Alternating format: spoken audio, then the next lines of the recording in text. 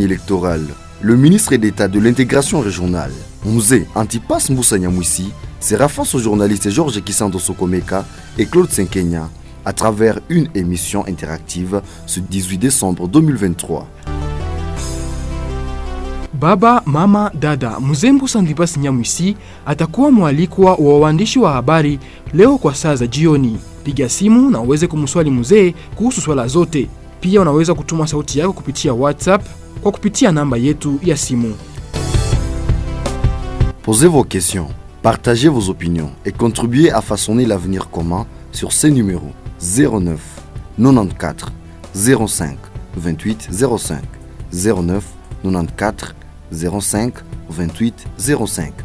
Au cours de cette émission spéciale, Mzee Mbusa va discuter de ses idées, de ses projets et de sa vision pour un avenir meilleur du Nord Kivu et de toute la République démocratique du Congo. Le rendez-vous est pris ce lundi 18 décembre de 20h juste à 21h juste sur la voie de l'UCG, la Radio Liberté, Rouk FM, Radio Évangélique et la RTPA. Cette émission sera diffusée en direct sur différentes plateformes numériques, dont la page Facebook de Georges Kisando Kasereka. Envoyez dès à présent des messages vocaux sur notre numéro WhatsApp et soyez rassurés que l'OMZE va apporter des réponses au numéro 09 94 05 28 05. Maongezi na mzee, sitakosa, sitapitwa.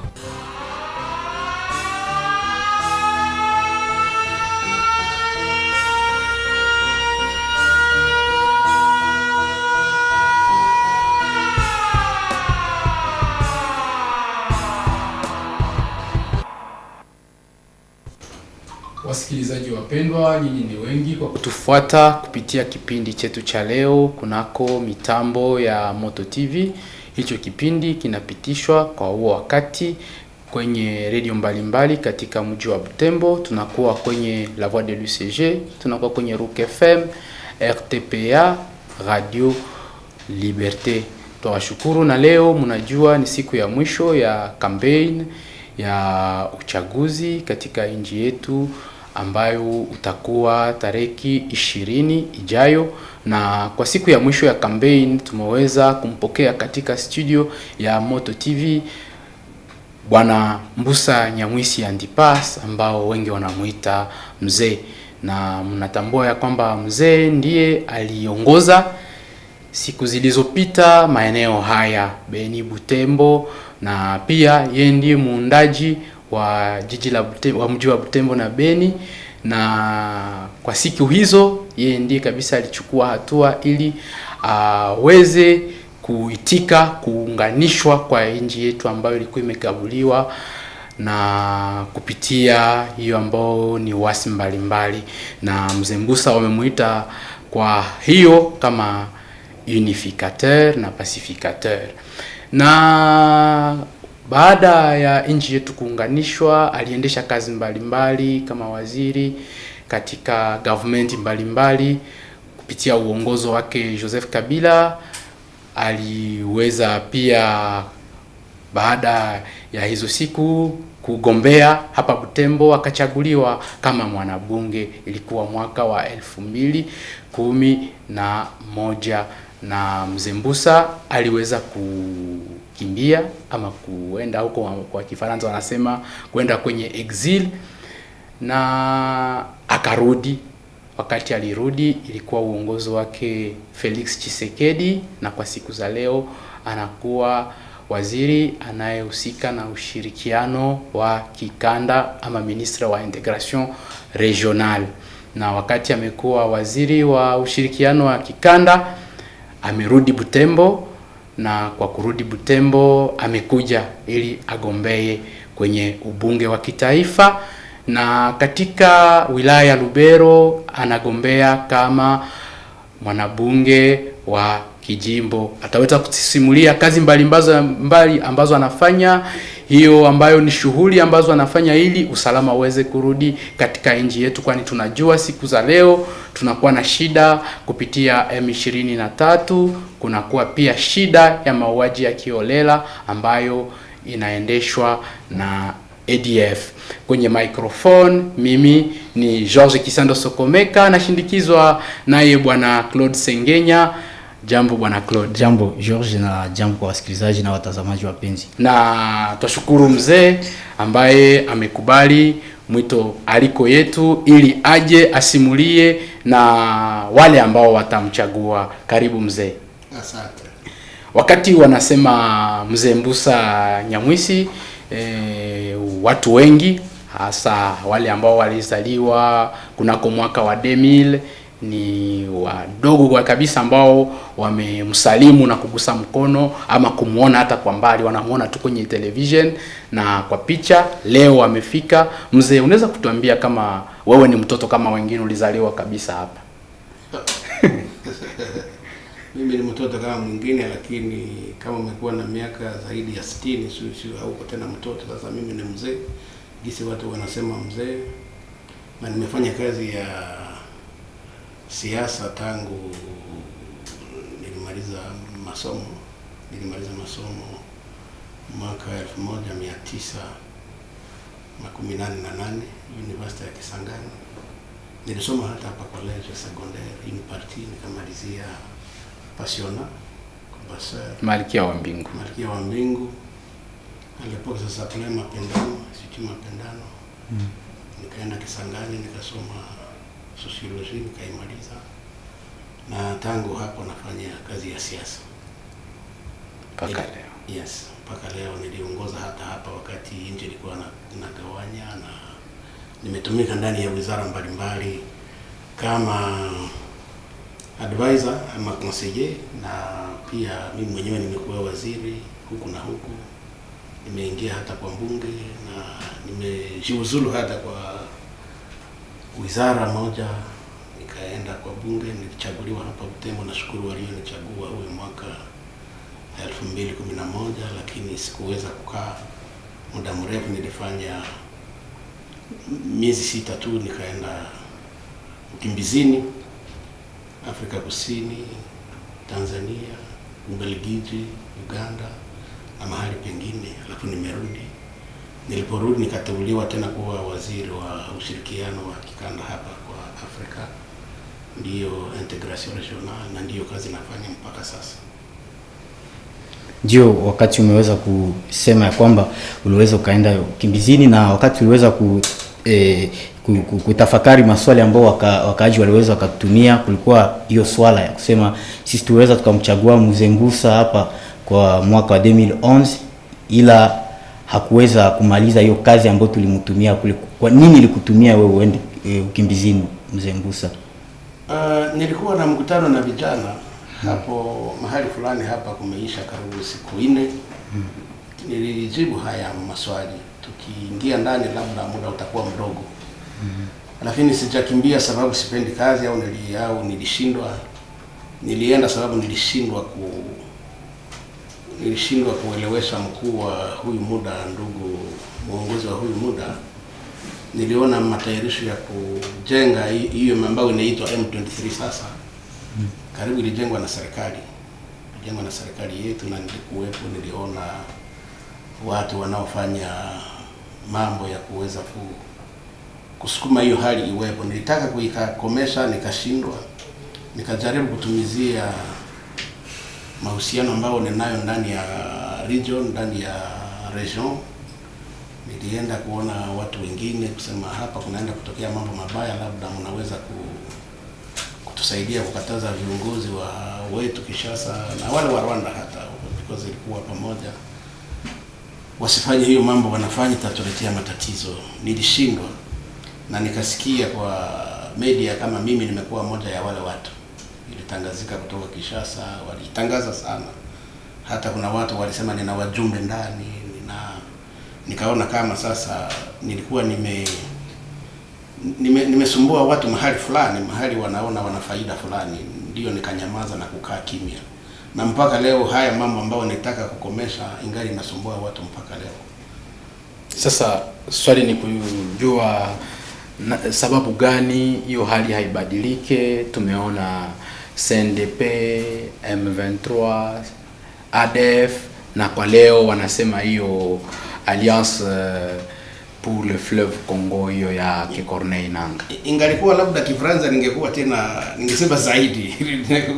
Uliponiita uliniambia tutaweza simulia lugha mbili. Kiswahili hata Kinande yote iko tayari. Alors mzee, qu'est-ce qui fait que la situation ne change pas, parce que avec CNDP, M23, il y a encore une autre rébellion qui vient de naître, les groupes armés qui pullulent dans notre province et dans l'est de la RDC. Pourquoi ça ne change pas? Je crois que c'est la faiblesse de l'État. Et même quand vous commencez par le CNDP et autres, je crois que là, vous ne faites pas justice à l'histoire. Il faut plutôt commencer par l'AFDEL, qui était aussi une rébellion contre un régime qui était bien en place. Justement. Ouais. Mais là, c'était un régime déjà fortement affaibli. Celui de Mobutu, celui qui a fait que l'AFDEL monte au créneau et que, contrairement à ce que l'histoire dit, que Mzee l'honorable Désiré Kabila, paix à son âme, a amené les Rwandais dans ce pays, les Ougandais et autres, c'est plutôt eux qui l'ont amené, parce qu'il n'avait pas, à lui-même, il n'avait pas beaucoup de capacités, beaucoup de hommes en armes à utiliser, c'est plutôt eux qui l'ont amené. Et depuis lors, nous sommes plus ou moins sous tutelle de ceux-là qui finalement ont remplacé le régime Mobutu, qui était déjà affaibli. Donc il faut un peu plus d'État qui assume ses responsabilités pour empêcher que des aventuriers naissent de partout et ils veulent combler les déficits de l'État. Je crois que c'est d'abord ça. Aujourd'hui, on peut expliquer ça maintenant en ajoutant d'autres facteurs, ils sont multiples. Mais fondamentalement, l'État au Congo est quand même assez affaibli. Et c'est lui qui rend possible la naissance de ce genre de mouvement. Excellence, la faiblesse de l'État, mais on ne sait pas comprendre parce que vous êtes aujourd'hui au gouvernement et vous expliquez cela par la faiblesse de l'État plus de 20 ans après. Est-ce qu'il n'y a pas de tentative de résoudre la question? Il y a beaucoup de tentatives et celui qui vous parle est parmi les personnes qui, dans ses responsabilités, a essayé de pousser un certain nombre d'éléments pour espérer mettre fin à ça. Je vous assure, lorsque nous signions le pacte de paix et sécurité à Nairobi, je crois que c'était en 2006, oui. Et dans la conférence internationale sur la paix et la sécurité dans la région de Grand Lac, c'est moi qui ai piloté les efforts congolais dans la mise en œuvre de cela. J'espérais qu'on avait trouvé là un moyen de tourner une page parce que il y avait dedans toutes sortes de protocoles sur les ressources naturelles, sur l'immigration, sur tous les domaines qui intéressent notre région. Et on espérait qu'on tournait la page. Mais il se fait que quelques années plus tard, c'est revenu, les mêmes problèmes.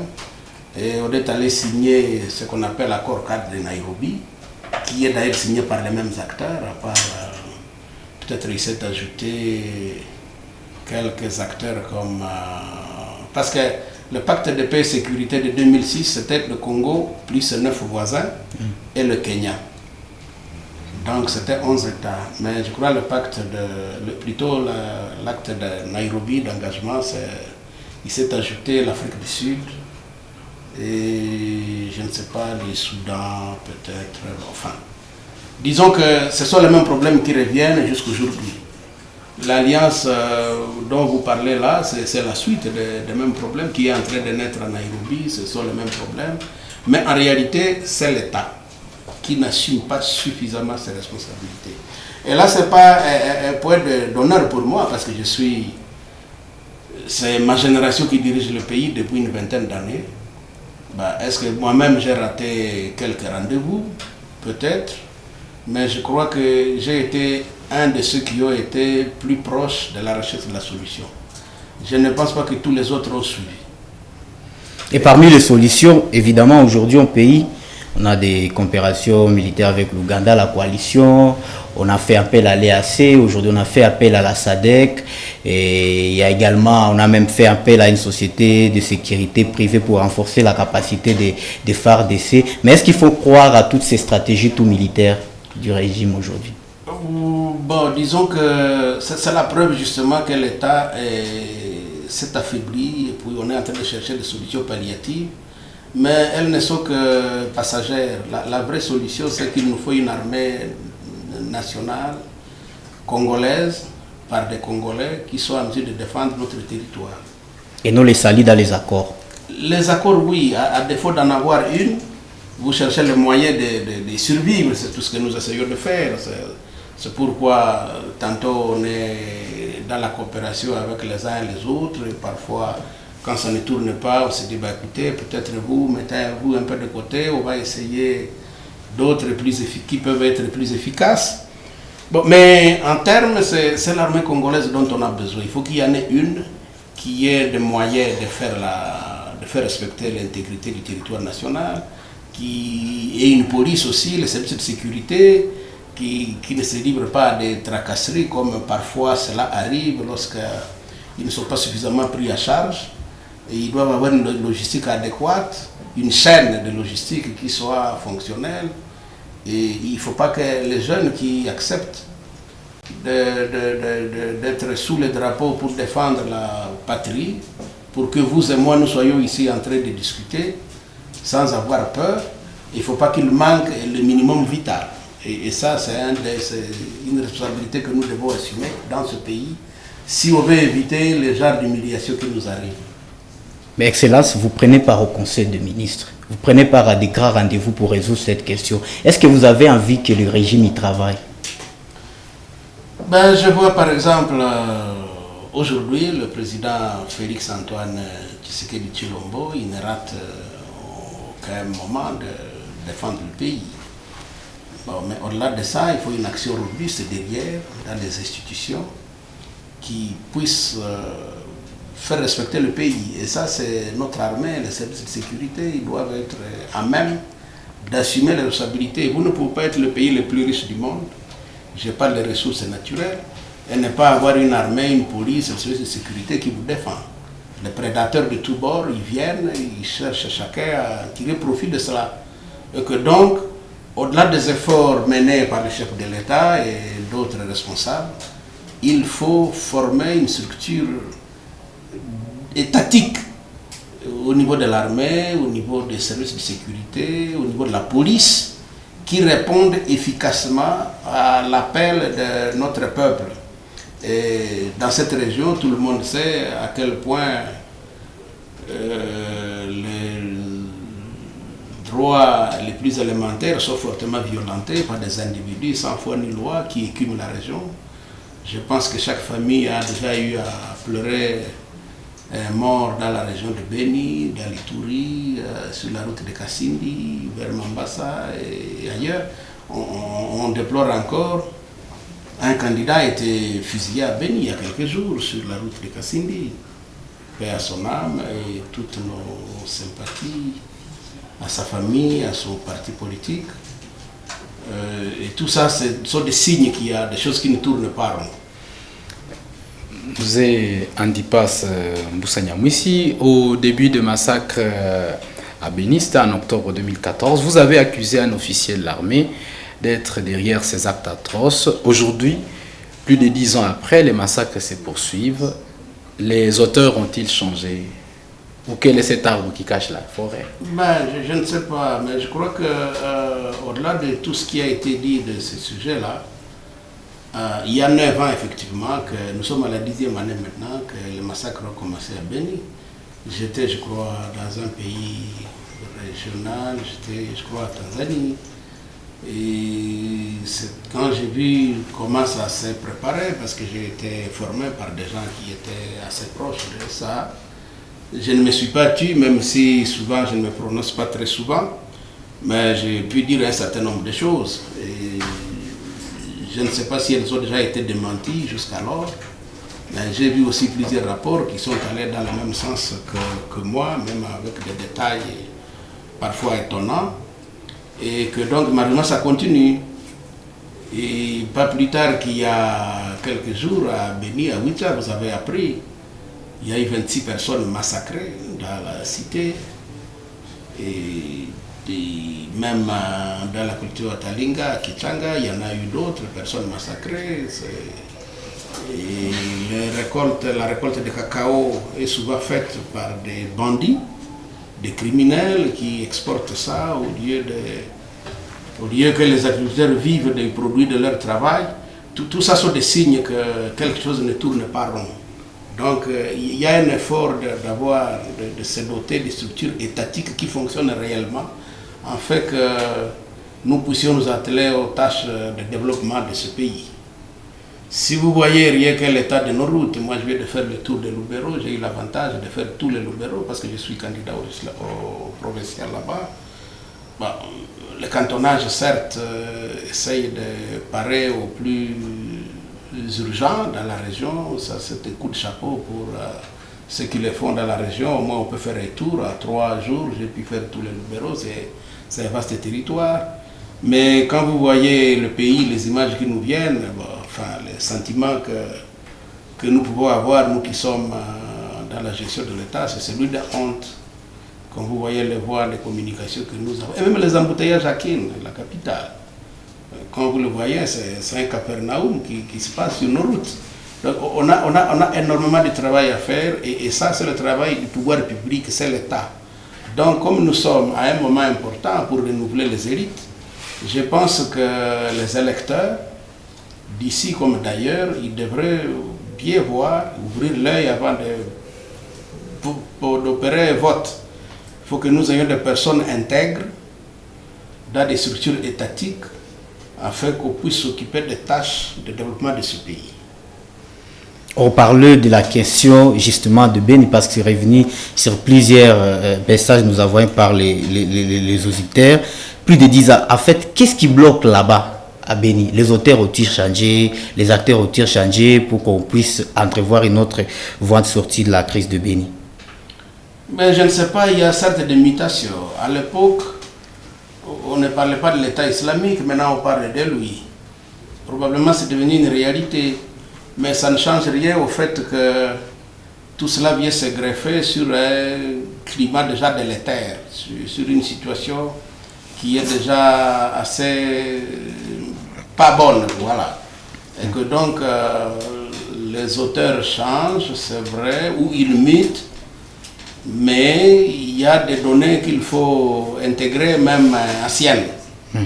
Voilà, je crois que dans tous les cas, il faut une armée, une police, un service de sécurité qui soit à mesure de faire face à la situation. Moi, j'ai dirigé ici, les ADF existaient aussi. Ouais. On a fait face à eux aussi, parfois.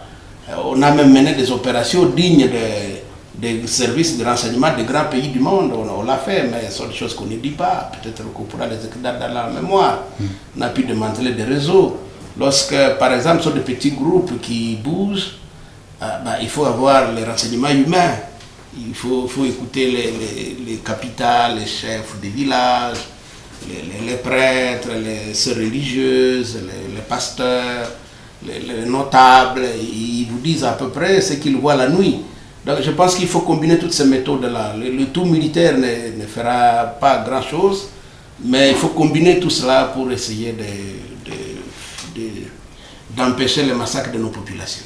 Il y a certains auditeurs qui ont posé des questions. Ce sont des questions, ce sont des vocales qu'ils ont envoyées via WhatsApp. Je pense que nous pouvons les écouter.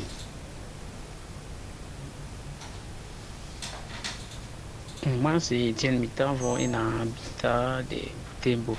Monsieur l'honorable, que pensez-vous de la restauration de la paix dans les zones Beni, Irumu et Mambasa, puisque depuis que vous êtes nommé ministre, nous avons cru que vous allez commencer d'abord par balayer devant votre case avant de faire autre chose.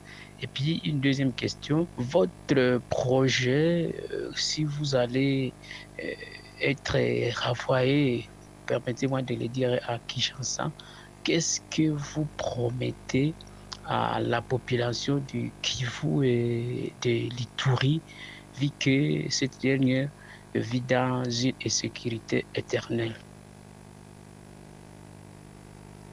Nimepata hii message kupitia mtandao WhatsApp na ni ya maana. Nilipenda wakati mtakuwa mko mnaongea na mzee mutusaidie kutuulizia mambo alikuwa nasema kuhusu ADF eke iko na mahabari na iko na information zote kufatana na ADF. Juu alisema kama anajua ile mambo na kama incursion zitaekuwa.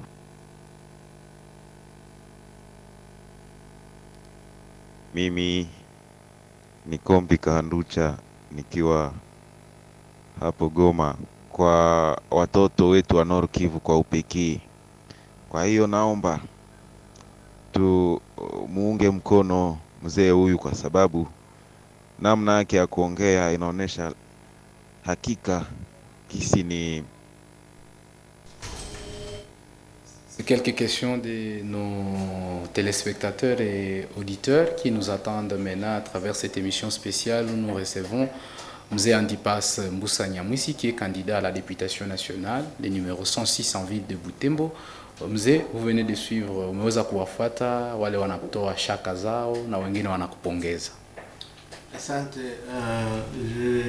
Nafikiri nisikia mbili, moja ilikuwa na Kifaransa nyingine na Kiswahili. Ndio. Huyu wa Kifaransa alisema kama je devrais balayer devant ma propre maison avant Oui, oui, quand vous êtes au gouvernement. Aliwaza na Afrika kwa serikali, oui, je vais arranger tout ça. Oui, d'accord, mais gouvernement tuko watu zaidi ya ngapi? Makumi sita na zaidi karibu makumi sita na mimi sio, nina wizara ya mahusiano na nchi za Afrika. Ni kusema sijafika hata huko hata siku moja, because sababu hakuna kazi yangu hainisukume huko, inanisukuma nchi zingine. Naenda huko na huko kuzungumza na watu. Nafikiri hakuna rendezvous ambao nimekosea kufanya, na najaribu kufanya yenye naweza kufanya na bidii kabisa. Nini ndio umefanya? Naenda mlisikia kwanza, mimi niteuliwa mwezi wa 3 huyu mwaka. Nilikuta hali gani?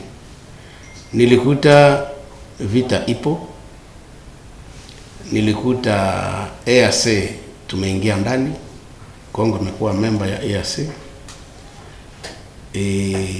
na majeshi yalikuwa yameanza kuingia pia, vita vinaendelea, na mimi nakuwepo mahali wanazungumza haya mambo. Hata sasa hivi sikuja hata kwa kampeni haraka, sababu nilienda Arusha kwa mikutano ambao tulienda kuzungumza kusema labda EAC inasogea kidogo ili majeshi ya SADC yaingie. Nimejaribu kuwapatanisha Uganda na Kongo mzuri. Niliitisha wa minister ya Uganda karibu 12 walikuja Kinshasa, tukazungumzia hata kuondosha kulipa visa wakati wa Kongomani wanapoingia Uganda na Waganda wakiingia Kongo.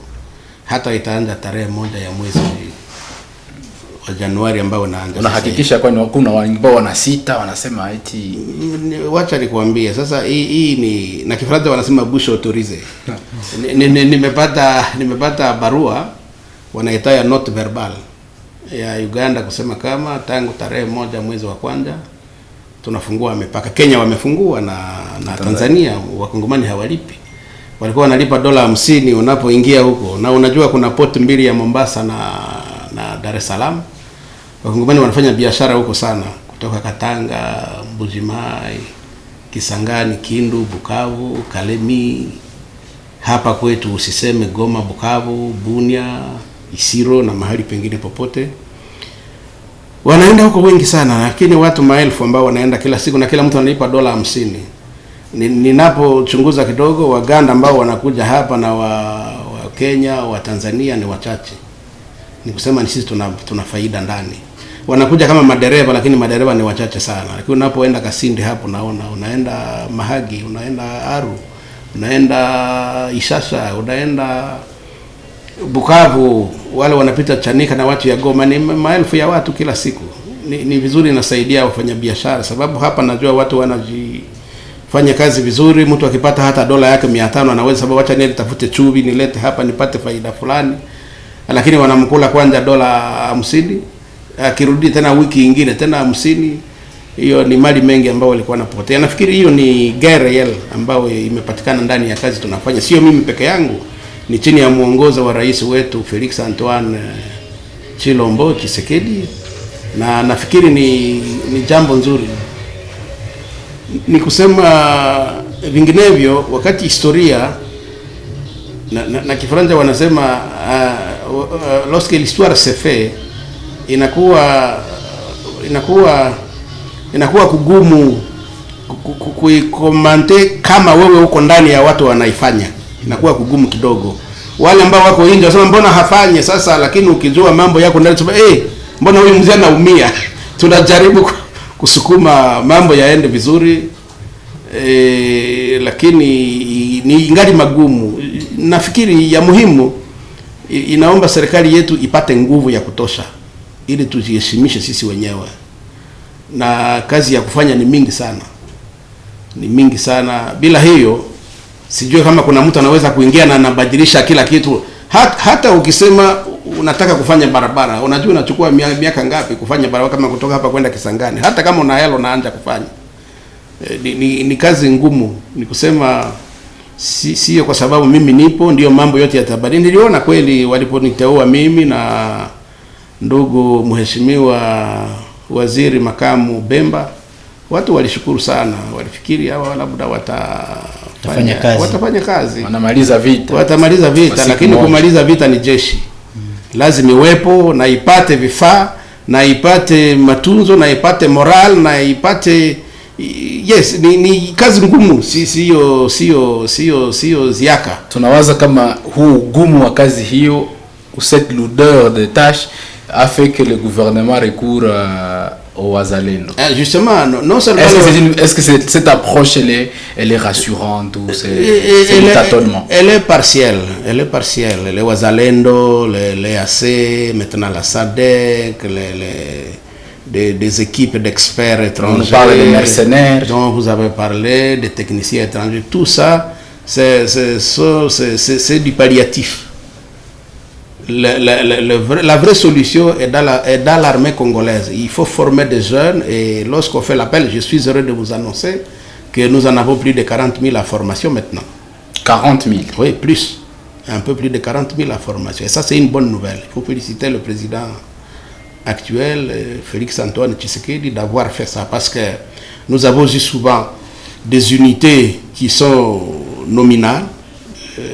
Et lorsque vous avez une unité qui est nominale et qu'il y a un défi pour lequel il faut trouver une réponse, bon, le simple fait d'écrire que vous avez 1000 soldats alors que vous en avez peut-être 250 ne résout pas le problème. Vous avez besoin de 1000 hommes pour tenir l'arme. Souvent on a eu des problèmes de ce genre et parfois la logistique ne suit pas, même lorsque l'effort est fait au niveau le plus élevé pour essayer de débloquer les moyens. Parfois on n'est pas certain que tout arrive là où ça doit arriver. Donc il y a vraiment beaucoup d'efforts qu'il faut fournir pour mettre de l'ordre.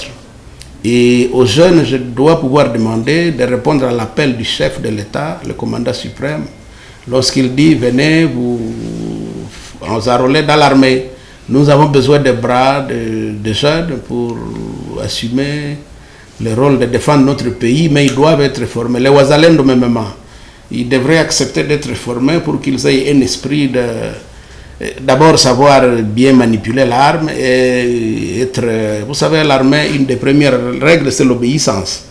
Il faut que vous soyez en mesure d'obéir aux ordres, à la hiérarchie et de coordonner les efforts, parce que entre nous, le modèle parfait de ce qui ne tourne pas dans ce domaine-là, c'est le Soudan. Vous voyez comment le Soudan est en train d'imploser. Le Soudan du Nord, le Soudan. Oui, ce sont des célèbres forces qui étaient en train de soutenir l'armée, qui se sont rebellées et qui ont implosé le pays. Donc, lorsque le chef a nommé, le chef de l'État, le général Padiri Boulenda, que je connais très bien, qui est un Mozalendo historique, à l'époque où nous étions en train de résister ici, lui-même résistait dans le sud Kivu. Justement. Et il a une histoire prestigieuse de ce point de vue-là.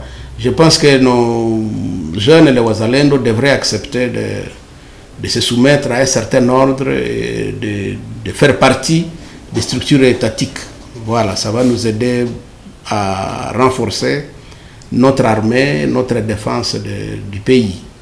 Monsieur Claude, tu peux dire vraiment une série de questions, comme ça le musée il répond une fois pour toutes parce que l'État est en train de nous talonner. Oui, on revient à Butembo où vous briguez aujourd'hui les législatives nationales. Non, si vous permettez, je crois qu'il y a une question importante que le deuxième a posée. Il dit que j'ai dit que je savais ce qui se passe. Ah, justement, en 2014. Oui, j'ai eu à répondre aux jeunes il y a quelques jours. D'abord, je sais les commentaires qui ont été faits après, de personnes parfois motivés par des individus qui probablement sont parmi les auteurs de tous ces crimes. Ils ont souvent tourné ça à dérision. Comme si on voulait nous faire accepter le culte de l'ignorance. Vous ne pouvez pas prétendre diriger les gens et sans effort de savoir. Et moi, si je le sais, je pense que c'est normal que je le sache parce que j'ai des prétentions d'être parmi les dirigeants et je fais des efforts d'entretenir de bonnes relations avec des personnes qui comptent et qui me font confiance pour me dire un certain nombre de choses. À l'époque, j'ai su que ça se préparait et j'ai averti certains pays de la région avant que ça ne se passe. J'ai averti. Et quand ça s'est passé, je suis passé aux médias pour dire attention, ça, c'est ça, même si souvent je ne passe pas pour raconter ça, beaucoup d'histoires, c'est un peu rare. Mais exceptionnellement, vous aviez décidé de le faire. Je l'ai fait parce qu'il fallait prendre date. C'était un événement extrêmement grave. Vous ne pouvez pas être au niveau de responsabilité, vous complotez avec des bandits pour massacrer les gens, on le sait et on se tait. Ça aurait été une sorte de non-assistance à personne. Une trahison. Okay. Une trahison de ma part. Il y en a qui me le reprochent. Moi, je considère qu'ils font partie de ceux-là qui nous tuent. Ou que ce sont ceux qui tuent les gens qui les envoient pour les dire. Un État, un dirigeant doit pouvoir savoir un certain nombre de choses. Si vous ne pouvez pas le savoir, arrêtez de cessez de vouloir devenir dirigeant. Parce que diriger, ça veut dire, en anglais, on dit leader, to lead. C'est être devant, c'est diriger les autres. Vous dirigez pourquoi si vous ne savez pas? Moi, je l'ai su, je l'ai dit. Personne ne m'a appelé devant la juge pour dire toi tu as dit ça. Si on avait dit voilà il y a un procès, je l'ai même demandé d'ailleurs. Vous êtes disponible de venir témoigner? Mais bien entendu, moi je l'ai même dit qu'il faut un procès, même un tribunal peut-être indépendant. Je l'ai dit, il se passe des choses extrêmement graves. Si on ne peut pas l'instaurer pour ce qui se passe là, dans la région là, mais on le fera pour quel autre motif? Vous venez dans un village, vous massacrez les gens, vous coupez les têtes, vous coupez les jambes, vous éventrez les femmes, et vous prenez tout. Enfin, c'est la limite c'est de l'inacceptable ça. Donc ça doit pouvoir révolter tout esprit. Donc aujourd'hui, à Kenande, qu'est-ce qu'on dit? Et je me dis que là, et pourquoi ça serait une exception lorsque moi je le dis? Ce n'est qu'une question de responsabilité. Des individus qui font ces choses-là doivent savoir que si la justice des hommes ne fait rien, il y a celle de Dieu. Elle existe. Moi, je suis croyant. Merci. S'il y a des questions qu'on va enchaîner, il y a parmi les auditeurs qui posent des questions, notamment vous briguez aujourd'hui les législatives nationales à Butembo, législatives provinciales à Lubero. Qu'est-ce qui vous motive, notamment pour céder? Parce que je crois qu'il faut continuer à plaider pour cette région. J'avais déjà été élu en 2011, je n'ai pas exercé, je reviens, je demande le vote. Je suis en mesure de faire le travail et je sais aussi que notre population me porte et en circulant, je me suis rendu compte que je ne me suis pas trompé. Donc je demande le vote parce que je peux assumer le rôle en toute responsabilité et en toute intégrité. Lubero peut-être, ça on peut se poser des questions. Pourquoi au provincial à Lubero? Vous savez, il y a 5 années, il y a une élection provinciale en 2018 plutôt. Et on a eu des élections au niveau du gouvernorat à Goma et surtout des sénateurs. Nous avons été presque humiliés de ne pas avoir un sénateur, par exemple, ici. Il n'y a aucun à Lubero, à Butembo, il n'y a aucun. Ça aurait été P3. Ça aurait été Païpaï d'heureuse mémoire. Et il en avait la carrure, et mieux que tout le monde d'ailleurs. Mais il n'a pas pu être élu par nos jeunes qui étaient là. Pourquoi? Et je pense que c'est quand même... ils devraient porter ça sur leur conscience. C'est une forme de trahison quand même. Qu'un homme comme celui-là, qui en a toutes les qualités, ne soit pas élu, alors que nous sommes les plus nombreux dans cette assemblée. C'est pourquoi moi je pense que je devrais y être aussi, pas pour résoudre tous les problèmes, mais pour participer avec d'autres à essayer de trouver des solutions qui nous honorent. Pas seulement nous du Grand Nord, mais aussi les autres. Rappelez-vous, en 2006, lorsqu'il y a eu une élection, à l'époque, je crois que je suis parvenu à faire élire un gouverneur. Julien Paloukou. Julien Paloukou, c'est moi qui l'ai fait élire. Je suis parvenu à faire élire aussi 2 sénateurs, l'un ici deux dans le Grand Nord et 2 dans le Petit Nord ou le Grand Sud. Oui. On a fait élire. Il y a même un Tutsi élu démocratiquement. Il a été élu par des députés dans une assemblée où il n'y avait aucun Tutsi. Et ça, c'était un mot d'ordre qui a été donné par des politiques, dont moi-même, pour dire voilà, pour question d'équilibre, essayons de faire ça, de faire ça, de faire ça. Ça a été un équilibre qui a bien fonctionné à Goma. Donc ça peut bien se faire lorsque on essaye d'intervenir en toute responsabilité et en toute intégrité. On pense que ceux qui ont fait ça en 2018, ils ont quand même failli à la mission. Mais on parle il faut être là donc quand les choses vont se discuter. On parle des sacs de dollars qui ont circulé. Je ne sais pas, je n'y étais pas, mais j'ai vu les résultats et c'était quand même pitoyable. Comme on parle des enjeux provinciaux, justement. La question est de savoir, est-ce que, bon c'est trop fort, est-ce que vous enviez les fauteuils du gouverneur ou carrément enviez personnellement ou votre parti, parce qu'il y a déjà des ambitions qui se sont déjà déclarées. On voit par exemple le professeur Guilain, le professeur Mwanda, les cadres comme Kazungu, Eric Kamabou. Ça va se passer comment? Comment vous gérez tous ces ambitions? Elles sont toutes des personnes que j'apprécie beaucoup, que je connais personnellement.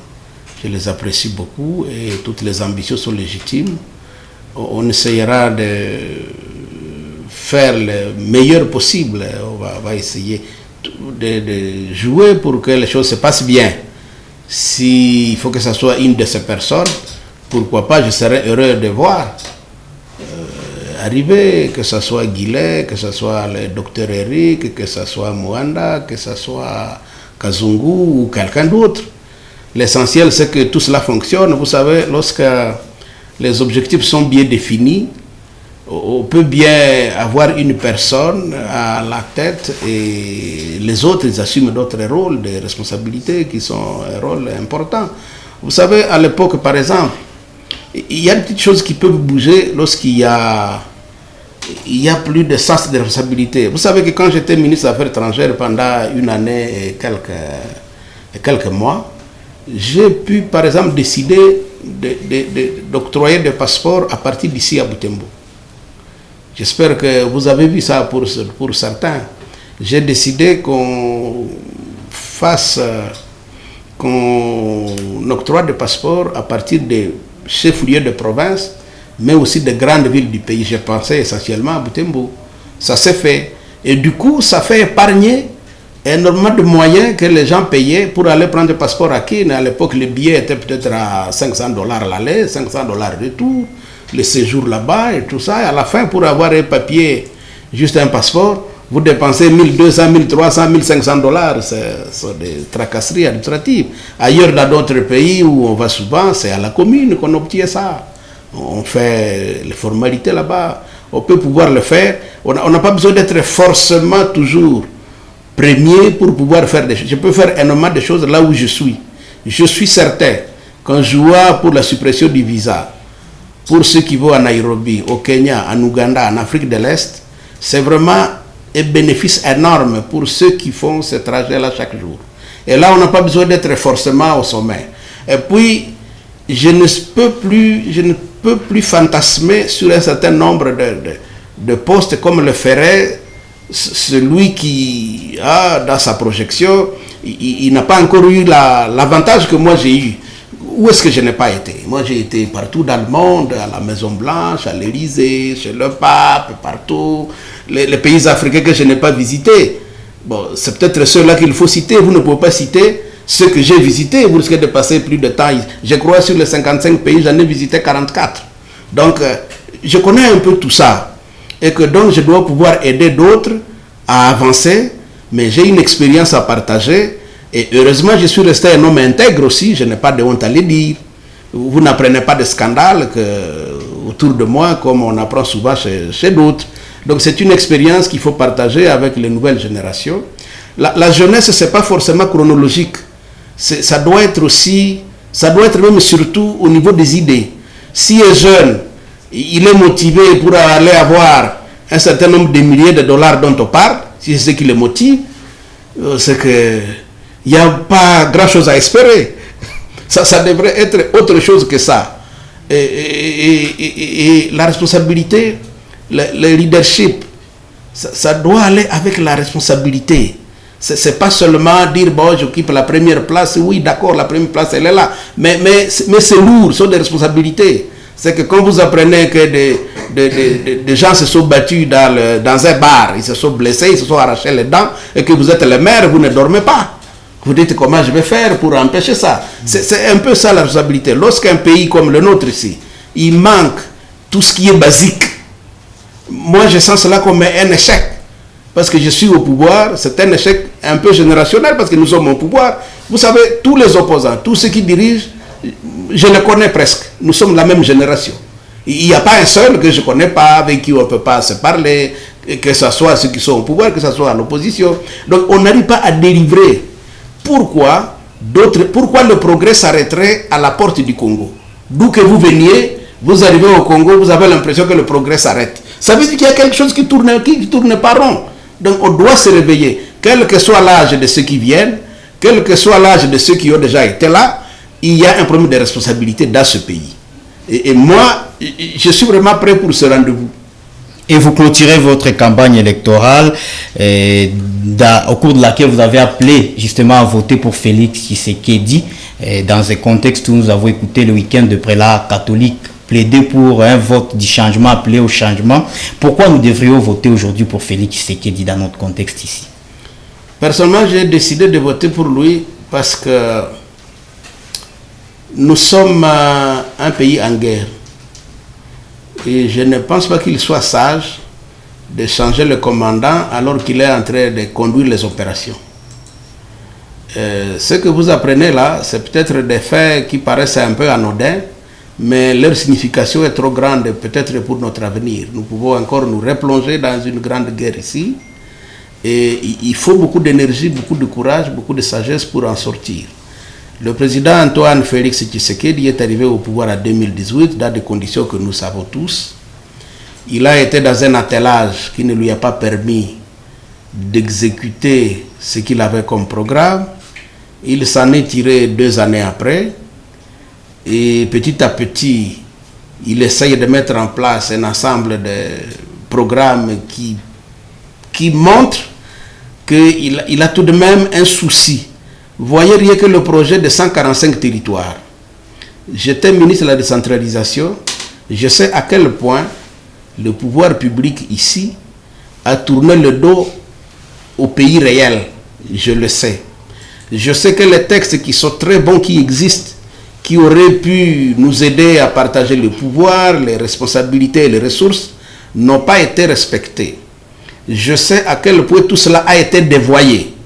Mais quand un chef de l'État vient, même si c'est décidé d'en-haut, il dit 145 territoires, c'est déjà quand même une forme de réconciliation vis-à-vis du pays profond. Maintenant, il faut mettre ça dans les textes pour que ça soit ça ne soit plus la volonté de seul homme, que ça devienne une réalité. C'est pas normal que ailleurs, on sait par exemple que un district dans un certain nombre de pays a telle responsabilité vis-à-vis des populations. Parce que le développement, c'est quoi? Le développement, c'est... Il doit être réel là où se trouve l'homme. Il doit l'atteindre là où il est. Ou alors il n'existe pas. Ça devient un discours seulement. Mais s'il n'atteint pas l'homme là où il est. Et l'État, les structures de l'État sont chargées justement de piloter ces programmes qui permettent de résoudre les problèmes. Je pense que les discours sur les 145 territoires, ce qui est fait, j'ai vu une belle école construite dans les libéraux profonds, dans le cadre de 145 territoires. Je pense que si on le fait, et même la gratuité de l'enseignement, au niveau du primaire, c'est déjà un début de quelque chose.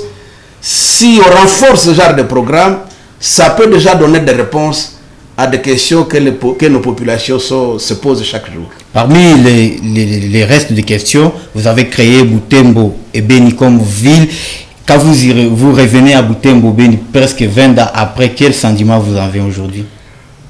D'abord, je fais aujourd'hui le tour de Butembo. Je crois que le Butembo que je connaissais, c'est peut-être 20 ou 30% de Butembo. Ce que je vois, ça s'est beaucoup développé. Et c'est à l'honneur des populations d'ici. Mais toujours est-il que les infrastructures que l'État doit faire suivre manquent quand même cruellement, aussi bien ici qu'ailleurs. Encore qu'ici, peut-être ça va même un peu mieux parce que les populations sont très résilientes, c'est de construire les ponts elles-mêmes, des petites choses à gauche-droite qui se font parce qu'ils ne comptent pas beaucoup sur l'État. Mais je pense que lorsque nous étions là, nous avons essayé de lancer un esprit. Vous savez, la mairie qui est non loin de là où nous sommes ici, c'est nous qui l'avons construite. Nous avons imaginé ça et nous étions à l'époque les gens qu'on appelait des rebelles. C'est pas tous les jours que des rebelles construisent ce genre d'ouvrage pour les populations. Donc nous avions un souci. On a aussi essayé de faire un certain nombre de choses. On a essayé d'alléger les conditions aussi, un certain nombre de conditions qui ont permis aux gens de se construire des petites cases à gauche-droite. Et même les produits pharmaceutiques, moi j'ai détaxé tout ça. Et les objets scolaires, c'est pour dire, ben, écoutez, ça peut aider nos parents, on ne sait pas payer les fonctionnaires, tout ça, essayons d'alléger. Donc ça veut dire qu'il y a un élan intérieur qui s'est mis en place pour essayer de booster ce qui peut l'être. Et si cela est mis au niveau national, et un esprit de ce genre, ça peut déjà permettre de résoudre énormément de problèmes. Les gens se posent la question aujourd'hui, pourquoi faut-il voter pour Andipas Mbusa Nyamwisi? Je rappelle que vous êtes candidat aux législatives nationales à Ville de Butembo. Vous êtes le numéro 106. Vous êtes également candidat aux législatives provinciales à territoire de Lubero. Vous êtes au 313. Vous savez, je suis un peu gêné de parler de moi-même. Bon, mais écoutez, nous sommes dans la propagande. Je ne peux pas hésiter de dire que ceux qui voteraient pour moi doivent se dire que c'est un vote utile. J'ai un sens de responsabilité très élevé et j'ai fait preuve d'une grande intégrité dans l'exercice de mes fonctions partout où j'ai été. Et j'ai joui d'un certain respect qui est plutôt rare dans notre microcosme politique, aussi bien à l'intérieur qu'à l'extérieur du pays. Donc c'est une voix qui compte. Je pense que j'ai besoin du vote de nos compatriotes, des habitants d'ici et de Lubero pour pouvoir continuer à être utile et à être en position d'aider aussi les nouvelles générations. Parce qu'on a quand même une grave crise de modèle dans ce pays.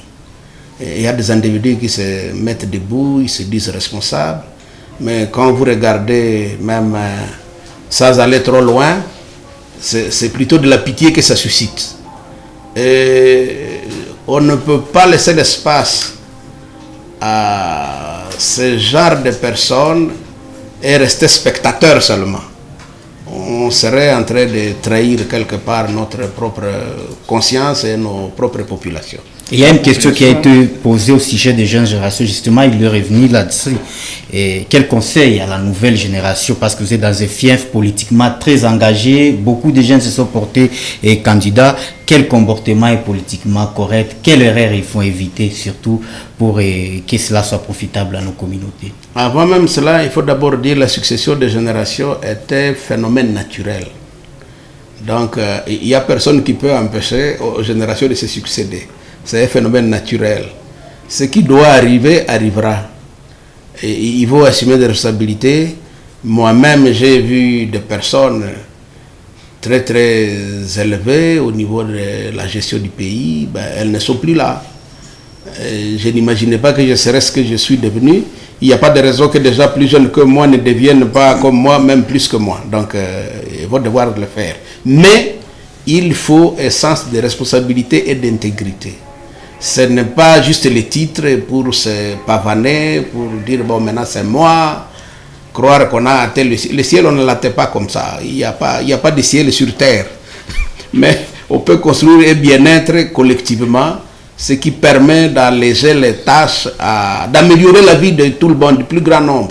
Il n'est pas normal que sur la même terre où nous sommes, il y a des pays où, je parle du globe terrestre, où quelqu'un qui ne travaille pas, il perçoit autour de $1000 par mois pour l'aider à ne pas mourir de faim, et de soif, et de froid. Sur la même terre, bon, là on est dans des pays développés, mais autour de nous quand même, les autres sont en train d'améliorer les besoins basiques. Ils sont en train de répondre aux besoins basiques de leur population mieux que nous ne le faisons. Le chef de l'État a dit ici que nous avions 120 millions d'hectares de terres arables et que tout cela sont des opportunités immenses. On sait ce que peut faire une économie agricole dans des pays qui nous entourent. Quand vous allez à Tanzanie, c'est une économie agricole. Au Kenya, en Ouganda, ici à côté de nous, vous pouvez voir déjà les conditions de vie. Il n'est pas normal que, par exemple, l'été, juste à côté de nous, ici à Fort Portal, à Toro, donne de l'argent à l'Ouganda et que nous, notre plantation de Boutou, soit un repère de groupes armés, tout ça, c'est pas normal. On doit aussi faire une richesse. Et il n'est pas normal que nous ayons le pays le plus riche de la terre, parce que c'est le Congo, effectivement, qui a plus de ressources qu'il y en a pas nulle part, que nous soyons ce que nous sommes. Donc, il y a vraiment la responsabilité, oui, mais il faut le faire, le pouvoir, oui, mais il faut le faire dans toute la responsabilité de dire que je vais aller pour résoudre les problèmes de la cité. J'attends des jeunes gens, même certains qui sont déjà dans des postes de responsabilité. Quand ils parlent de la politique, ils vous disent carrément des raccourcis du genre, c'est la défense des intérêts. Et souvent quand ils parlent d'intérêt, c'est son intérêt à lui et celui de sa famille. Non, c'est l'intérêt de la cité. Il y a la notion de la cité dans la politique. C'est la cité, c'est la gestion des hommes, des femmes, de la société. C'est pas la gestion de ma famille, de mon clan seulement. Donc il faut venir avec des ambitions pour faire avancer la société dans le bon sens. En dehors de cela, vous serez peut-être, on va vous nommer, mais vous serez un voleur, vous pouvez finir en prison. Ou vous serez la risée. Vous voyez, il y a des politiques qui circulent, mais on crie sur eux des mots que je ne peux pas répéter ici. Ça n'honore personne que quand vous êtes de passage, vous voulez défendre un programme, on crie sur vous que vous êtes un voleur. Ça, c'est pas normal. En principe, vous seriez en prison et pas en train de vouloir faire une campagne électorale. Donc, je crois que ceux qui viennent, ils ont raison de venir. C'est leur temps. Mais attention, il y a une responsabilité à assumer et c'est vis-à-vis du peuple. C'est pas seulement sa famille, ni son clan. Nous sommes en train de finir.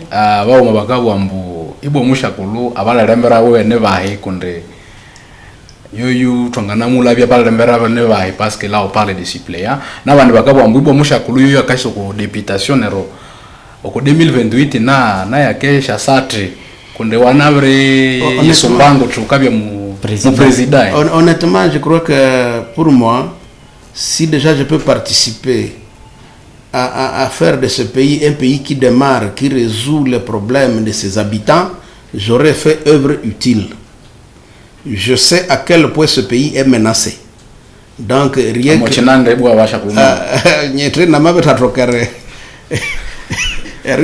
erikola nabande echihuwere shugashuganiacho chilo muhali chirimo jitowene ena mabitumika shinange batina ron tanatebya president kutse narichara kene tashakola nebeka nanga kolebye waticha leno tukawatikana no yoreho eshunzibu shine mulwana yarule no yoyuli mbere yo muzalendo mukolomoche huo tukawatikana yanayo naryo kumbikwa neyindi mibiri ya kwama iyeriwatiche cheho abandu bikalanda yake kiturere twamabita tokebyo itwabiri tumika ebe ndebe kashasa omungu yuwe shibyo na basiplea baone bahena ende wayane professeur Nise niwe yiseje ni kanda yeyo lawyer telke kumbe echibo tune bandu ngababo wangana bane merenge yo wewe ne bandu batete bana chendo kandi mweshigale mutra bataba hirano ko nani donc tune nabandi abo nani ye nani tune moliste tule bandu bane kono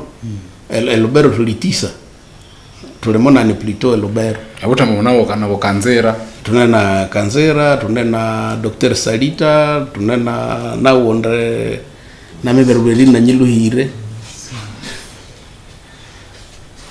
na bade sefo bane au metre sekera Cyril Mbuechi na nani yoyo ane muka moholote karo ndebya kafrunali yekazungu nabandi abo shibane batu hemerenge tukitumikikeshi ngoko petrolera na mubucha ngoko tole no musha kulumbusa nyamwese.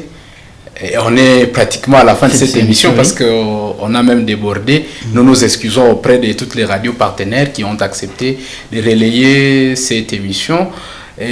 Mzembusa neno lako la sikusema neno lako la mwisho lakini la jama. Wote ambao wanatufuata nawaambia nini kwani kampeni inaenda ikiisha? Kampeni inaisha leo, ni siku ya mwisho. Nashukuru kwanza kwa wale walitupokea vizuri na wagombea wenzangu ambao tulifanya kampeni pamoja, ilipita vizuri pia. Hata wale ambao vya vyama vingine tulikuwa tunapishana bila kupigana, sababu siasa ni kupingana bila kupigana. Nashukuru kwa haya yote waliotupokea na washukuru sana mahali popote tulipita. Tunaomba kura zenu. Namba yangu ni 106 kwa hii mji wa ndani ya mji wa Butembo na Lubero ni 313. Na tunaomba tafadhali tumchague numero 20 kwa presidence, sababu ni ndugu Felix Antoine Tshisekedi. Tunafikiri kama akipata mamlaka ambao sasa haina tena kubishana atakuwa muongozi mzuri. Tunashukuru sana. Wasikilizaji wapendwa, tuwashukuru kwani mmekuwa wengi kwa kutufuata kunako television, tuko kwenye Moto TV, mnatufuata pia kwenye mtandao na mnatufuata kupitia radio mbalimbali mjini Butembo, mnatufuata katika wilaya ya Beni na Lubero. Tuwashukuru. Ilikuwa kipindi ambacho kilikuwa kikimpokea Mzembusa Nyamwisi ambaye ni mgombea mjini Butembo kwenye namba 106 ama 106 na mgombea wa kibunge ya jimbo kunako wilaya ya Lubero numero 313, na alikuwa akisema nini ndicho anaweza kuwafanyia kama mnampatia kura zenyu. Kwenye microphone alikuwa wenyu George Kisando Sokomeka nikishindikizwa naye Claude Sengenya Muino. Tawatakia ufuasi bora wa vipindi vyenu na tunawatakia bahati njema, kwani kwa siku mbili zitakazokuja tutaweza kuwachagua wale ambao watatuongoza kwa heri. Na asante kwa mzee kwa kutuheshimisha na kuwajibia kwa aliko letu. Asante sana, mimi nawashukuru kunipa nafasi ya kuzungumza na wananchi. Merci. Dernier jour des campagnes électorales, le ministre d'État de l'intégration régionale, Mzee Antipas Mbusa Nyamwisi, sera face aux journalistes George Kisando Sokomeka et Claude Senkenya à travers une émission interactive ce 18 décembre 2023. Baba, mama, dada, Mzee